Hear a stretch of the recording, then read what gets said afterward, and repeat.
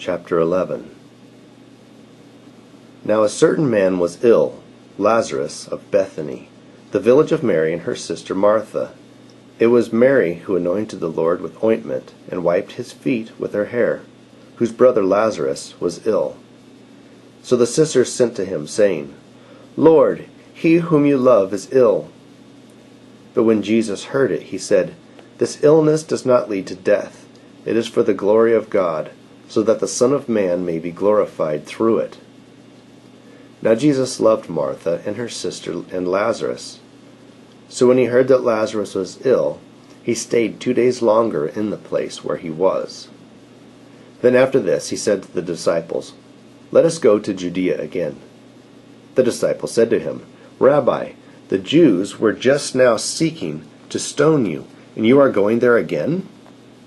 Jesus answered, Are there not 12 hours in the day? If anyone walks in the day, he does not stumble, because he sees the light of this world. But if anyone walks in the night, he stumbles, because the light is not in him.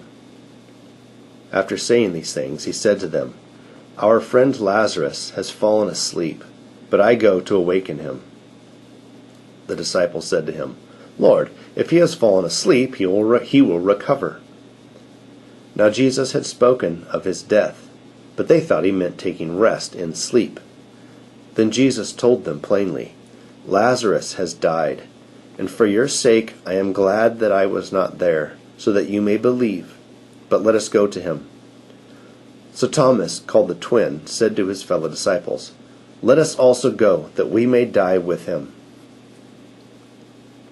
Now when Jesus came, he found that Lazarus had already been in the tomb 4 days. Bethany was near Jerusalem, about 2 miles off, and many of the Jews had come to Martha and Mary to console them concerning their brother. So when Martha heard that Jesus was coming, she went and met him. But Mary remained seated in the house. Martha said to Jesus, Lord, if you had been here, my brother would not have died. But even now, I know that whatever you ask from God, God will give you. Jesus said to her, Your brother will rise again. Martha said to them, I know that he will rise again in the resurrection on the last day.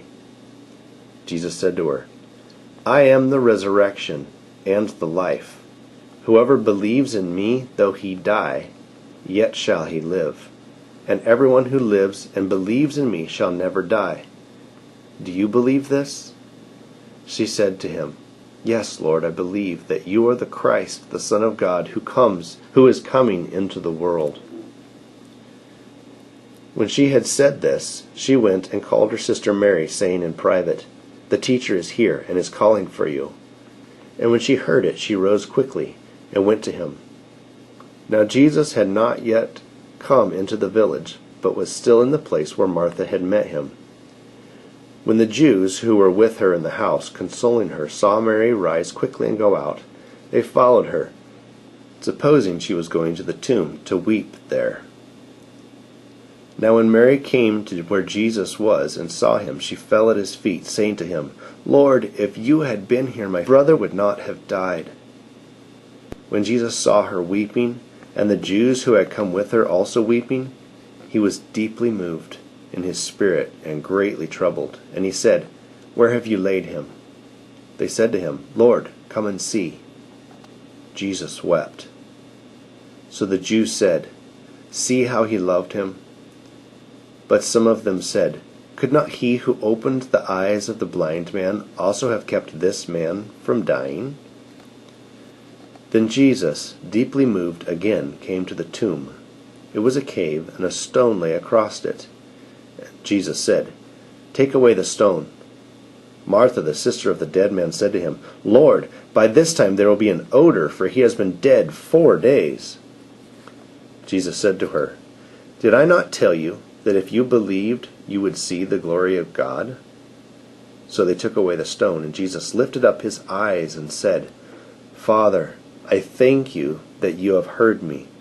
I knew that you always hear me, but I said this on account of the people standing around, that they may believe that you sent me. When he had said these things, he cried out with a loud voice, "Lazarus, come out!" The man who had died came out, his hands and feet bound with linen strips, and his face wrapped with a cloth. Jesus said to them, "Unbind him and let him go." Many of the Jews, therefore, who had come with Mary and had seen what he did, believed in him.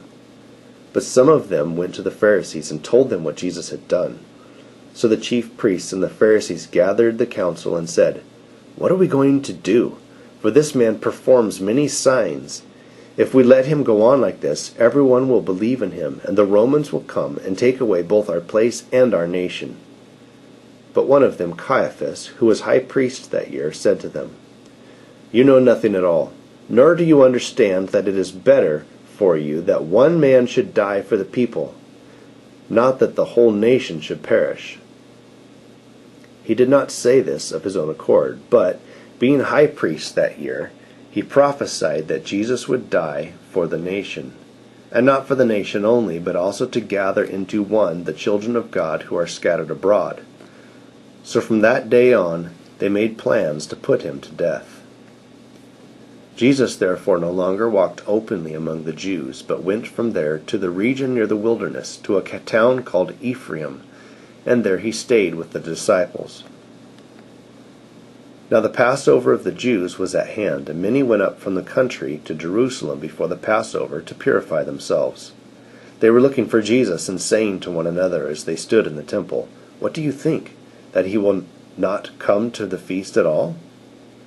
Now the chief priests and the Pharisees had given orders that if anyone knew where he was, he should let them know, so that they might arrest him.